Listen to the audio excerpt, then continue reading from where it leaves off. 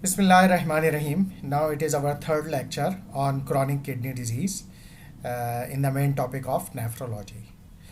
Uh, we have discussed several parts for the treatment of chronic kidney disease, and now today in our lecture we will discuss about the treatment of other systemic manifestations of chronic kidney disease. The first is the treatment of anemia. Includes administration of iron in the form of maybe ferrous sulfate or folate supplements, folic acids, and E-poietin alpha. Sometime iron stores are okay, but E-poietin alpha is deficient, so we provide it or we administer erythropoietin alpha to enhance the RBC synthesis from bone marrow. Severe anaemia में warrant transfusion with packed red blood cells. अगर anaemia बहुत severe हो रहा हो तो फिर transfusion जो है उसकी ज़रूरत पड़ जाती है. उसमें सिर्फ आप या तो बाज़ दफ़ा ज़्यादातर तो खैर होल ब्लड ही देते हैं, लेकिन ये कि पैक्ड रेड ब्लड सेल्स यानी सिर्फ आरबीसीज भी दिए जा सकते हैं. इसके अलावा ई-पोietin अल्फा यानी एरिथ्रोपोietin अल्फा जब आप देंगे, it stimulates the production of red cell progenitors यानी रेड सेल्स के प्रोजेनाइटर्स यानी उसके जो अभी अर्ली सेल्स होंगे यानी इमैच्योर आरबीसीज को की प्रोडक्शन बढ़ाएंगे and the production of haemoglobin and ultimately haemoglobin की प्रोडक्शन भी बढ़ेगी. It also accelerates the release of reticulocytes from the bone marrow. Reticulocytes क्या होते हैं? Immature RBCs. तो रेटिकुलोसाइट्स वहाँ से रिलीज होंगे जो बाद में मैच्योर होके कंप्लीट आरबीसीज में कन्वर्ट हो जाएंगे. ई-पोietin की अगर हम बात करें डोज की, तो initial dose of epoetin alpha is 50 to 100 units पर केजी इंट्रावेनसली और सबक्यूटेनियसली 3 times a week. तो ये इसकी डोज हो गई 50 to 100 यूनिट्स पर केजी आईवी और subcutaneously 3 times a week. The dose may be adjusted upward to elicit a desired response. अगर रिस्पॉन्स हमें बहुत ज़्यादा तेज़ और जल्दी चाहिए तो फिर हम डोज को और फर्दर बढ़ा सकते हैं और या मैक्सिमम तक जा सकते हैं. E-poietin alpha work best in patient with haematocrit below 30%. वो पेशेंट जिनका हेमेटोक्राइट बिलो 30% हो उनमें ज़्यादा बेहतर रिस्पॉन्स देखा गया है, लेकिन खैर रिस्पॉन्स तो ये तमाम पेशेंट में देता है. During the initial treatment haematocrit increases 1 to 3.5% in a 2-week period. The target haematocrit is 33 to 35% यानी इतना होना चाहिए. Maintenance dose are titrated based on hematocrit after the level is reached. फिर उसके बाद हेमेटोक्राइट मेंटेन रखने के लिए कितनी डोज चाहिए वो देखना पड़ेगा हमें कि कितनी डोज पे वो पेशेंट सेट होता है और उसके हेमेटोक्राइट अचीव हो रहे हैं. Epoetin alpha therapy should be temporarily stop if haematocrit exceed 30%. अगर ज़्यादा होने लगे तो फिर आपको हेमेटोक्राइट ज़्यादा होने लगे मोर देन 36% तो फिर आप टेम्प्रेरी तौर पर एरिथ्रोपोietin अल्फा यानी ई-पोietin अल्फा को टेम्प्रेरी तौर पे स्टॉप कर सकते हैं. Additional side effects include hypertension in up to 25% of patient. 25% patients में ये देखा गया है कि ये as a side effect hypertension cause करती है. इसके अलावा हेडेक कॉज करती है. ये malaise have been reported. The effects of erythropoietin alpha dependent on the ready supply of iron hemoglobin synthesis. So patient do not respond should have iron stores checked. यानी अगर आप ये दे रहे हैं और पेशेंट को रिस्पॉन्स नहीं आ रहा तो फिर ज़रा ये चेक कर लें कि कहीं ऐसा तो नहीं है कि आप ये दिए जा रहे हैं और आरबीसी का सिंथेसिस और हीमोग्लोबिन बेहतर नहीं हो रहा क्योंकि उसमें आयरन स्टोर्स की कमी हो गई यानी बॉडी में आयरन कम है. तो इस वजह से आयरन, फोलिक एसिड, इन चीज़ों को भी चेक कर लेना चाहिए. ठीक है. This include serum iron. और जो आयरन स्टोर्स चेक करने के लिए आयरन आप कहाँ से पे चेक करेंगे? Serum iron, total iron binding capacity, transference जो कि आयरन बाइंडिंग होती है, सैचुरेशन एंड सीरम फेरिटिन, ये भी आयरन बाइंडिंग प्रोटीन है। इन तमाम को चेक कर लेना ज़रूरी है कि कहीं एबनॉर्मेलिटी इनमें से कहीं पर किसी जगह पर तो नहीं है। Iron supplement should be increase as indicated. अगर ये फाइंड आउट होता है कि हाँ आयरन की डेफिशिएंसी भी है तो फिर आपने इस पेशेंट को आयरन की सप्लीमेंटेशन भी करनी है। इसके अलावा एक और एजेंट है that is called darbepoetin. Darbepoetin is an epoetin alpha analogue, यानी इरिथ्रोपोइटिन अल्फा का एनालॉग है, इसी के जैसा एक और एजेंट है। Its advantage is prolong plasma half life, यानी ये ई पोइटिन अल्फा के मुकाबले में इसको प्रेफर क्यों किया जाता है, क्योंकि इसकी हाफ लाइफ ज़्यादा है। This allowing to be administered once weekly और बाई वीकली। तो इससे फ़ायदा ये होगा कि या तो ये वंस वीकली ही काफ़ी होगी या फिर बाई वीकली दी जाएगी। क्योंकि देखें जो ई पोइटिन अल्फा की अगर हमने बात की थी तो ई पोइटिन अल्फा की जो डोज थी वो थी 3 times a week, thrice a week, और इसकी डोज जो है वो वंस वीकली और sometimes in severe very severe cases biweekly. तो डेफिनेटली अगर डोज कम हो जाएगी तो इससे कंप्लायंस और बेहतर होने की उम्मीद होगी। Intravenous iron products may be given to replete iron stores. अगर आयरन की बहुत शदीद डेफिशिएंसी हो गई है तो फिर आप इंट्रावेनस आयरन प्रोडक्ट्स भी दे सकते हैं ताकि जो आयरन स्टोर्स हैं उसको फ़ौरन ही रिप्लेनिश किया जाए और फ़ौरन जो है वो स्टोर्स में उन क्वांटिटी को बढ़ाया जाए।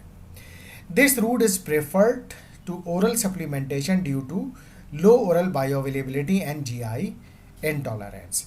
अच्छा, अब इसमें ये है कि ये जो रूट है आईवी ये बेहतर है ओरल से। क्यों? क्योंकि ओरल में ये प्रॉब्लम होता है कि एक तो ओरल की बायोअवेलेबिलिटी कम है ओरल सॉल्ट्स की, जो आयरन सॉल्ट्स होते हैं। दूसरा प्रॉब्लम ये है कि गैस्ट्रोइंटेस्टाइनल इंटॉलरेंस और जो आयरन सॉल्ट्स हैं वो बहुत ज़्यादा करते हैं। जैसे किसी को कॉन्स्टिपेशन कर देते हैं, किसी को डायरिया कर देते हैं, किसी को जीआई इरिटेशन करते हैं। तो ये सारे इश्यूज़ हैं जिसकी वजह से जो है वो intravenous products are relatively better. Iron dextrins is a commonly used, however, it is associated with hypotension and anaphylaxis. जो इंट्रावेनस आयरन प्रोडक्ट हैं उसमें आयरन डेक्स्ट्रिन जो है वो सबसे ज़्यादा कॉमन ड्रग है, जो यूज़ की जाती है। लेकिन इससे एक इशू क्या है या इसका साइड इफ़ेक्ट क्या है कि एक तो ये हाइपरटेंशन कॉज करती है और दूसरा इशू ये है कि कभी कभी इससे एनाफाइलैक्सिस यानी टाइप 1 हाइपर सेंसिटिविटी रिएक्शन भी हो जाता है। Newer iron products include sodium ferric gluconate and iron sucrose which are better tolerated and can be infused more rapidly compared to iron dextrins. तो ये नई प्रोडक्ट्स हैं आयरन की, sodium ferric gluconate and iron sucrose, ये भी ivy दी जा सकती हैं। एंड इनका जो सेफ्टी प्रोफाइल है specially regarding hypotension and anaphylaxis वो बहुत ज़्यादा बेहतर है और वो ये ज़्यादा तेज़ी से इन्फ्यूज़ की जा सकती हैं compare to iron dextrin without having any significant side effect.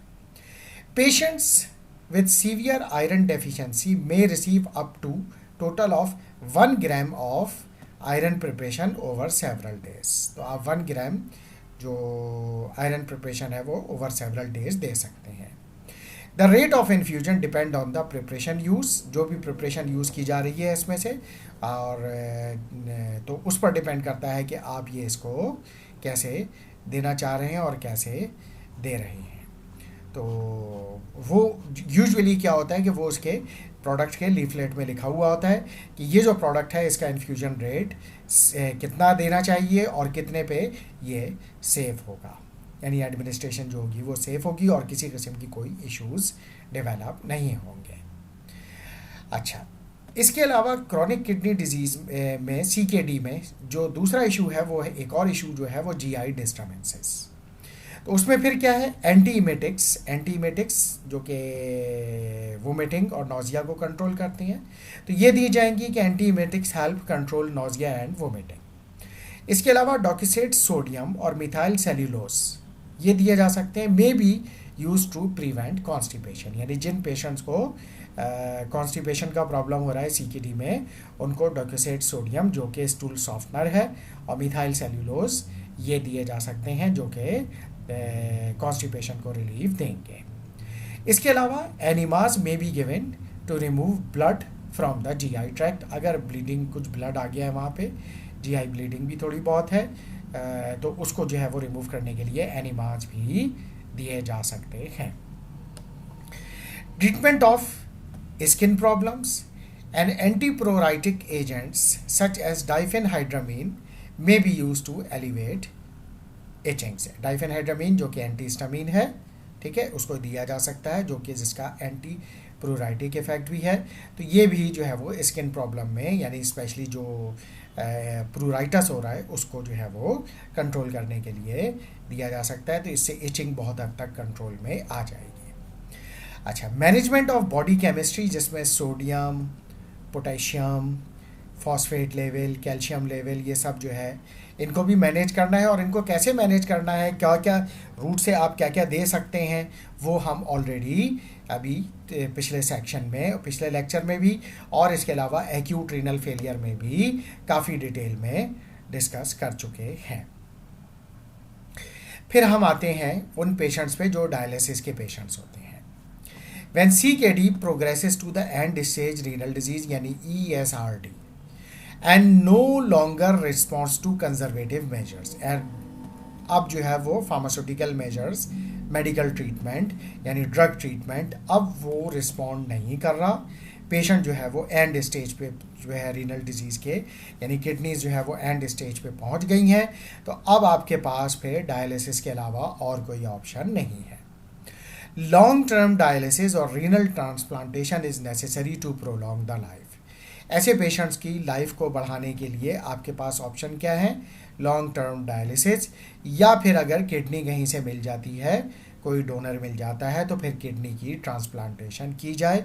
तो उस तरह से आप इस पेशेंट की लाइफ को प्रोलॉन्ग कर सकते हैं। डायलिसिस की अगर हम बात करें तो सबसे ज़्यादा कॉमनली जो डायलिसिस की टाइप है वो है हीमोडायलिसिस।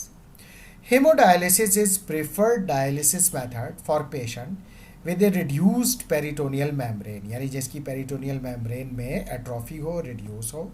इसके अलावा हाइपर कैटाबॉलिज्म हो जिन पेशेंट्स में, एंड एक्यूट हाइपर कैलीमिया हो, उन तमाम पेशेंट्स में जो हीमोडायलिसिस है वो प्रेफर्ड मेथड ऑफ डायलिसिस है।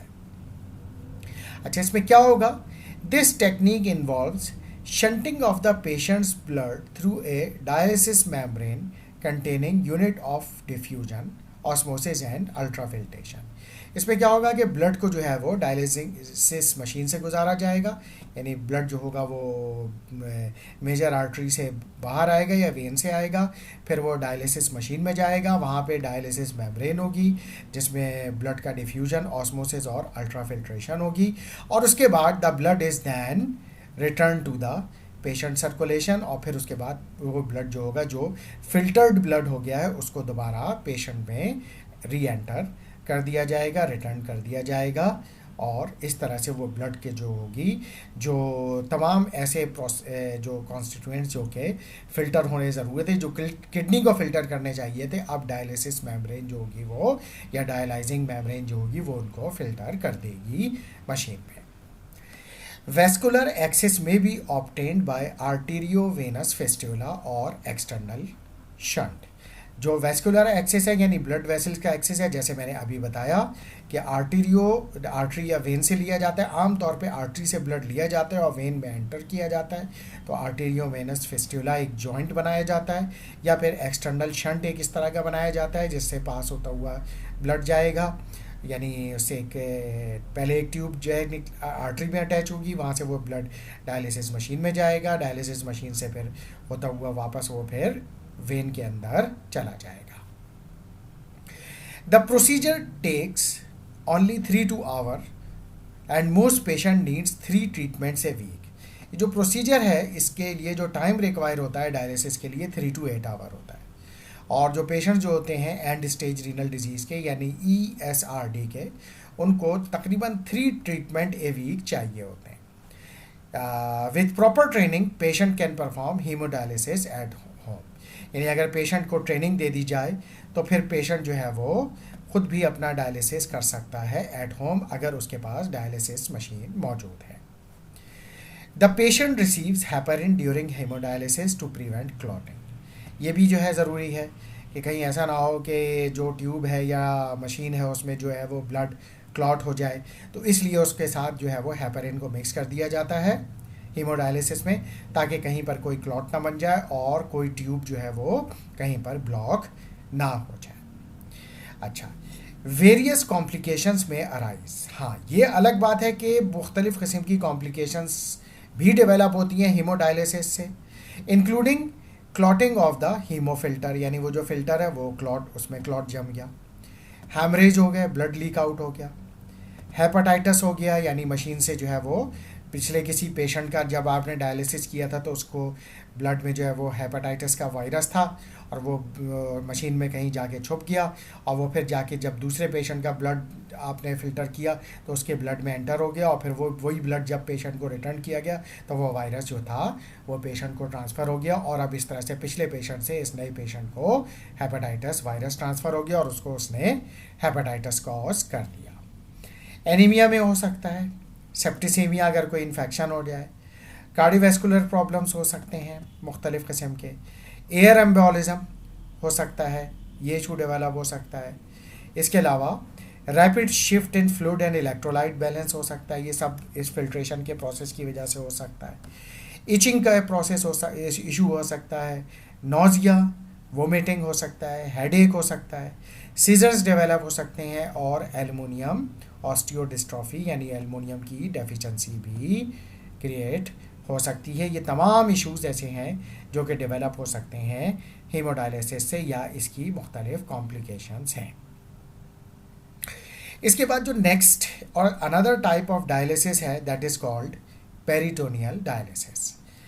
Peritoneal dialysis is preferred dialysis method for patient with bleeding disorder. तो ये प्रेफर्ड मेथड है जो उन लोग पेशेंट्स के लिए जो जिनके अंदर ब्लीडिंग डिसऑर्डर होता है, like patients of haemophilia and patients with cardiovascular disease, जिनको कार्डियोवैस्कुलर डिजीज़ होती है उनके लिए ज़्यादा बेहतर मेथड है पेरिटोनियल डायलिसिस। इसमें क्या होता है, the peritoneum is use as a semi permeable membrane, यानी जो पेशेंट की अपनी पेरिटोनियल मेम्ब्रेन है उसी को यूज़ किया जाता है as a semi permeable membrane. जबकि इसमें क्या होता है, मशीन के अंदर एक फ़िल्टर लगा होता है, मेम्ब्रेन फ़िल्टर लगा होता है जो फिल्ट्रेशन का काम करता है। यहाँ पे पेशेंट का अपना सीरोटोनियम, अपना peritoneum that will be use as a semi permeable membrane. A plastic catheter inserted into the peritoneum provide access for the dialysate। Plastic catheter introduce किया जाएगा पेरिटोनियम में जो डायलाइजेट को जो है वो एक्सेस करेगा, which draw the fluids, waste and electrolytes across the peritoneal membrane by osmosis and diffusion. और ऑस्मोसिस ऑफ डिफ्यूजन के ज़रिए वो इन जो फ्लूइड्स हैं, वेस्ट है, इलेक्ट्रोलाइट है, उसको कैच करेगा और उसको रिमूव करेगा, और by the process of osmosis and by the process of diffusion. तो इस तरह से जो होगा वो फिल्ट्रेशन का प्रोसेस पेरिटोनियल डायलिसिस में होगा। Peritoneal dialysis can be carried out in 3 different modes. अच्छा, अब ये जो है 3 डिफरेंट मोड्स में किए जा सकते हैं, जिसमें पहला क्या है, अगर हम बात करें इंटरमिटेंट पेरिटोनियल डायलिसिस। ये क्या है intermittent peritoneal dialysis? Is an automatic cycling method mode lasting 8 to 10 hours. एक ऑटोमेटिक मेथड है lasting 8 to 10 hours, perform 3 times a week में 3 दफ़ा परफॉर्म होगा। This methods allowed night time treatment and is appropriate for working patient, यानी आमतौर पे ये रात में किया जा सकता है और नाइट टाइम ट्रीटमेंट होगा, और ये अप्रोप्रिएट है फॉर वर्किंग पेशेंट्स। जो लोग जॉब कर रहे हैं उनके लिए ये बहुत ज़्यादा मुनासिब है, क्योंकि उनका फिर वर्किंग डे का लॉस नहीं होगा। दूसरा मेथड है कंटिन्यूअस एम्बुलेटरी पेरिटोनियल डायलिसिस। इसकी अगर हम बात करें, continuous ambulatory peritoneal dialysis is perform daily for 24 hours. तो रोज़ाना होगा, 24 घंटे के लिए होगा, विथ 4 एक्सचेंजेस डेली, और 4 दफ़ा जो होगा वो ब्लड एक्सचेंज होगा per day. And the patient can remain active during the treatment. हाँ, पेशेंट जो है वो एक्टिव रहेगा ड्यूरिंग द ट्रीटमेंट। अच्छा, इसके बाद है थर्ड टाइप जो है, थर्ड मेथड जो है वो continuous cyclic peritoneal dialysis. Continuous cyclic peritoneal dialysis की बात करें तो may be use if other two modes fail to improve creatinine clearance.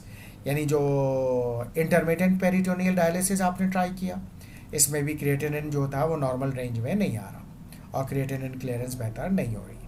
Continuous ambulatory peritoneal dialysis किया आपने, इसके बाद भी सेम इशू आ रहा है कि क्रिएटिनिन क्लियरेंस या सीरम क्रिएटिनिन लेवल बेहतर नहीं हो रहा, सिग्निफिकेंटली रिड्यूस नहीं हो रहा, अभी भी बहुत ज़्यादा हाई है या रिस्पॉन्स बहुत इन दो मेथड का पुअर है।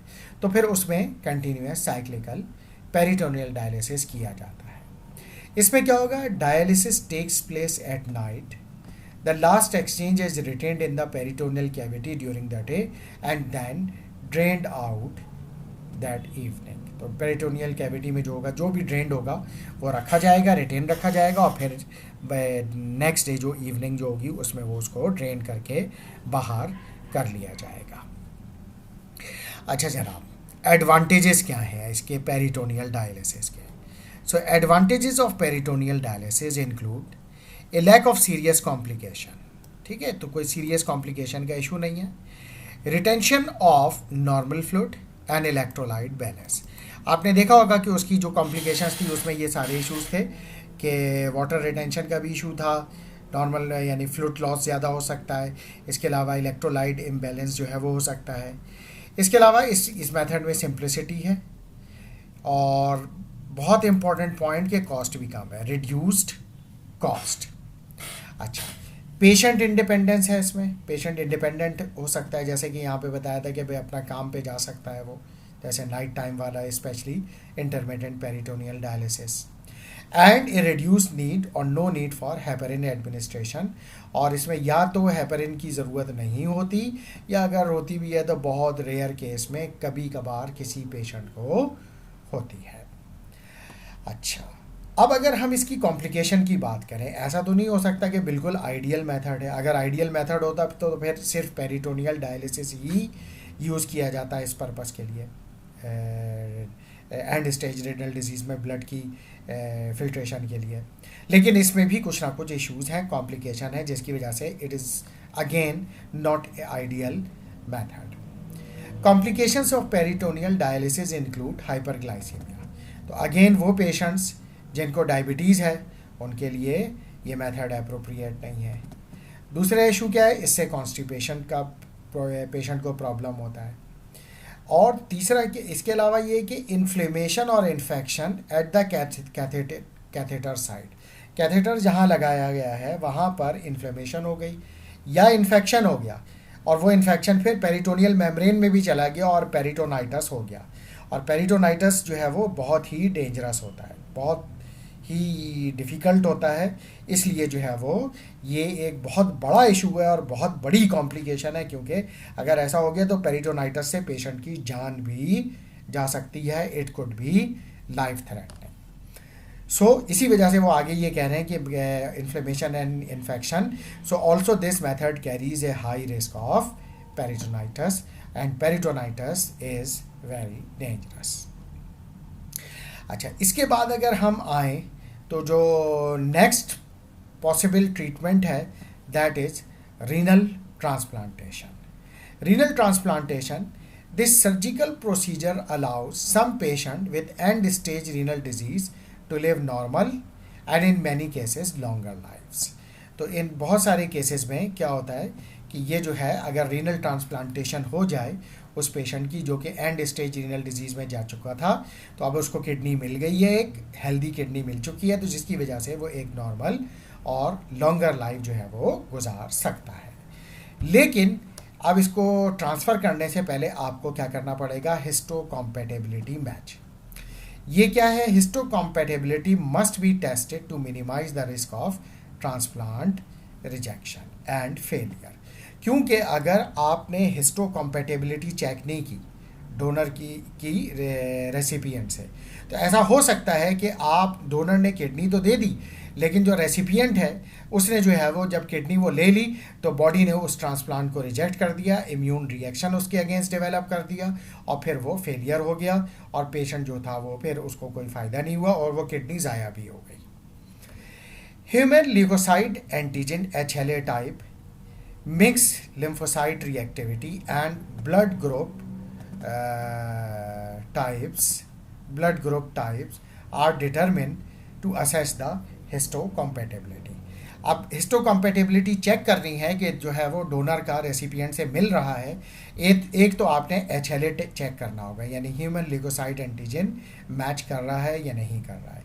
इसके अलावा मिक्स लिम्फोसाइटिक रिएक्टिविटी, यानी लिम्फोसाइट या वाइट ब्लड सेल्स की रिएक्टिविटी की कहीं वो उसके साथ रिएक्टिविटी तो नहीं कर रहा, और ब्लड ग्रुप्स मैच करने चाहिए। अगर ये मैच कर जाएं तो फिर हम ये कह सकते हैं कि हिस्टोकम्पेटिबिलिटी हो गई है और वो डोनर जो है वो रेसिपिएंट को दे सकता है अपना एक जो है वो किडनी जो है वो डोनेट कर सकता है।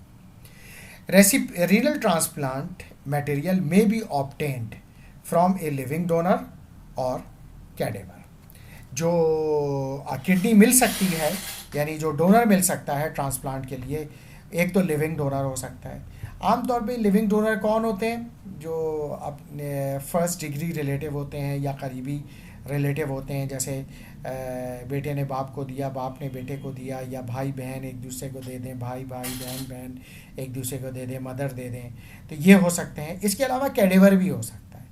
कैडेवर कौन होता है? कैडेवर वो होता है कि जो पहले से जो है वो लिख कर दे देता है कि अगर खुदा न ख्वास्ता मेरी जान चली जाए और मेरी मौत वाक़ई हो जाए तो मेरे बॉडी के ऑर्गन जो है किसी भी जो इंडिविजुअल हो जिसको ज़रूरत हो उसको मेरे वो ऑर्गन डोनेट कर दिए जाएं ताकि वो एक अच्छी लाइफ गुजार सके। तो कैडेवर जो होते हैं वो फिर, जैसे फॉर एग्जांपल वहाँ पे वेस्टर्न कंट्रीज़ में, यूएस में, कनाडा में ये होता है कि वो ड्राइविंग लाइसेंस का जब वो बनवाते हैं तो उसमें एक वो लाइसेंस जब आता है तो उसमें एक फॉर्म होता है कि अगर आप कैडेवर बनना चाहते हैं तो यानी ट्रांसप्लांट के लिए डोनेट करना चाहते हैं। जैसे सपोज दैट खुदा ना ख्वास्ता कोई रोड ट्रैफिक एक्सीडेंट हो गया और उसमें आपकी डेथ हो गई तो आपके जो ऑर्गन है उस वक्त वो हेल्दी हैं, हार्ट है जैसे हेल्दी है, किडनी हेल्दी हैं, आइज़ हैं हेल्दी, तो आप ऑर्गन डोनेट करना चाहते हैं या नहीं चाहते। तो अगर इत्तेफाक से उस वक्त कोई पेशेंट हो जो उसी ब्लड ग्रुप का है जिससे आपकी किडनी, हार्ट या दीगर चीज़ें जो भी आप डोनेट करना चाहते हैं जिस पेशेंट को, और वो पेशेंट मौजूद है, तो अगर वो मैच कर जाए तो वो फिर वो उस पेशेंट को दे दिया जाए, आप अपनी बॉडी से उसको डोनेट करने की इजाज़त देते हैं। तो वो जो होता है कैडेवर कहलाता है, यानी नॉन लिविंग डोनर, यानी जो जिसकी डेथ हो गई है रिसेंटली और वो अपने ऑर्गन डोनेट कर रहा है मरने की वजह से, तो उस वजह से जो है उसको कैडेवर कहा जाता है। Excuse me. अच्छा, 3 types of graft rejection can occur. अच्छा, ये मालूम होना या पढ़ना ज़रूरी इसलिए है कि जब कोई भी ग्राफ्ट दिया जाता है, यानी कोई भी टिश्यू किसी दूसरे डोनर से रेसिपिएंट लेता है, तो जो बॉडी है उसको रिजेक्शन करने के चांसेस, एक तो ये कि वो रिजेक्शन करे ही नहीं, यानी एक्सेप्ट कर लिया और थ्रू आउट लाइफ वो ठीक रहा normal, but still there are chances कि वो रिजेक्शन हाइपर या और एक्यूट इमीडिएट रिएक्शन हो जाए, फ़ौरन रिजेक्ट हो जाए, या कुछ टाइम के बाद एक्यूट रिजेक्शन हो जाए, या फिर क्रॉनिक रिजेक्शन हो जाए। यानी मैच होने के बाद भी इस चीज़ की पॉसिबिलिटी होती है कि जब वो ट्रांसप्लांटेशन कर दी गई तो उसके बाद जो था रिजेक्शन हो गया। तो सबसे पहले अगर हम देखें हाइपर एक्यूट और immediate rejection results in graft loss with in minutes two hours, यानी चंद मिनट से लेके घंटों के अंदर जो ट्रांसप्लांटेशन थी उसका लॉस हो गया, इम्यून रिएक्शन उसके अगेंस्ट हो गया और वो टिश्यू डैमेज हो गया, यानी वो किडनी जो डोनर ने दी थी वो डैमेज हो गई। जिसके बाद क्या होगा? Acute urine flow cessation, urine आना बंद हो जाएगा। Bluish and mottled kidney, blue kidney हो जाएगी, मॉटिल्ड हो जाएगी, यानी डिसकलरेशन हो जाएगा, और क्योंकि उसमें ब्लड आना बंद हो जाएगा। और intraoperative sign of hyperacute rejection, even के ड्यूरिंग सर्जरी भी जब वो आप किडनी ट्रांसप्लांट कर रहे थे, फिक्स कर रहे थे, उस वक्त रिजेक्ट हो गया। तो this is called hyper acute rejection. Post operative manifestations include kidney enlargement, या अगर जैसे थोड़ा सा देर से हुआ यानी few hours after the surgery, तो क्या होगा कि किडनी एनलार्जमेंट होगी, फीवर होगा, एनियोरिया, यूरिन आना बंद हो जाएगा, लोकल पेन होगा, सोडियम रिटेंशन शुरू हो जाएगी एंड हाइपरटेंशन होना शुरू हो जाएगी। Treatment for hyper acute rejection is immediate nephrectomy, यानी फ़ौरन दोबारा सर्जरी करनी पड़ेगी और वो किडनी जो ट्रांसप्लांट की गई थी फ़ौरन उसको रिमूव करना पड़ेगा सर्जरी के जरिए। अच्छा, एक्यूट रिजेक्शन क्या है इसी तरह की रिजेक्शन, इसी तरह की सिम्टम्स डेवलप होंगी but may occur 4 to 60 days after the transplantation. अच्छा, chronic rejection occur more than 60 days after the transplantation और may be after several years, ठीक है, तो उसको हम कहेंगे chronic rejection. Sign and symptoms include low grade fever, जब ये रिजेक्शन शुरू होगा तो लो ग्रेड फीवर रहना शुरू हो जाएगा, इंक्रीज प्रोटीन यूरिया, यूरिन में प्रोटीन आना शुरू हो गया, एजोटेमिया भी होना शुरू हो गया, हाइपरटेंशन भी शुरू हो गई, ओलिगोयूरिया हो गया, वेट गेन हो गया एंड बॉडी में एडिमा होना शुरू हो जाएगा, जो हमें क्लियर जो है इंडिकेशन दे रहा होगा कि now there is some issue. Treatment क्या दे सकते हैं आप इसका? May include alkylating agents, cyclosporin, anti lymphocytic और ग्लोबुलिन एंड कॉर्टिकोस्टेरॉइड्स। ये सब क्या है? इम्यूनो सप्रेसेंट एजेंट, यानी इम्यून सिस्टम को सप्रेस करें तो फिर आप क्रॉनिक रिजेक्शन को काफ़ी हद तक कंट्रोल कर सकते हैं। But in some cases nephrectomy is necessary, यानी अगर ये कंट्रोल में नहीं आ रहा और वो क्रॉनिक रिजेक्शन जो था वो रिजेक्शन जो है वो बढ़ता ही चला जा रहा है एंड और immune system is out of control, तो फिर आखिर में यही होगा कि जान बचाने के लिए फिर आपको उस पेशेंट को सर्जरी के बाद नेफ्रेक्टोमी यानी वो किडनी जो होगी वो रिमूव करनी ही पड़ेगी और इसके अलावा और कोई ऑप्शन नहीं होगा। अच्छा, इसके बाद इसकी कॉम्प्लिकेशंस क्या हैं? कॉम्प्लिकेशंस में इन्फेक्शन हो सकता है, डायबिटीज़, क्योंकि देखिए कॉर्टिकोस्टेरॉइड ले रहा है पेशेंट, इम्यूनो सप्रेसेंट ले रहा है तो इन्फेक्शन हो सकता है क्योंकि इम्यून सिस्टम सप्रेस है, हेपेटाइटिस हो सकता है, ल्यूकोपीनिया हो सकता है, all this are because of immunosuppressive therapy, जैसे मैंने अभी यहाँ पे बताया था। हाइपरटेंशन हो सकता है resulting from various causes, cancer भी हो सकता है इस पेशेंट को, for example lymphoma, cutaneous malignancies, head and neck cancer, leukaemia, colon cancer, pancreatitis हो सकता है और मेंटल एंड इमोशनल डिसऑर्डर्स हो सकता है, पेशेंट में सुसाइडल टेंडेंसीज डेवलप हो सकती हैं, सीवियर डिप्रेशन हो सकता है, brought on by steroid therapy, all of this possible because of steroid therapy, यानी ये इश्यूज जो डेवलप हो सकते हैं वो स्टेरॉइड की थेरेपी की वजह से हो सकते हैं। और स्टेरॉइड आप इसलिए दे रहे हैं ताकि इम्यून सिस्टम जो हो वो ओवर रिएक्ट ना करे और इसको ग्राफ्ट को यानी किडनी को एक्सेप्ट करे और इम्यून सिस्टम सप्रेस रहे। इसके साथ ही ये टॉपिक हमने कंप्लीट कर लिया और अब हम ये नेफ्रोलॉजी का ये part chronic kidney disease end कर रहे हैं और soon we will come back with new topic and new lecture. Thank you very much.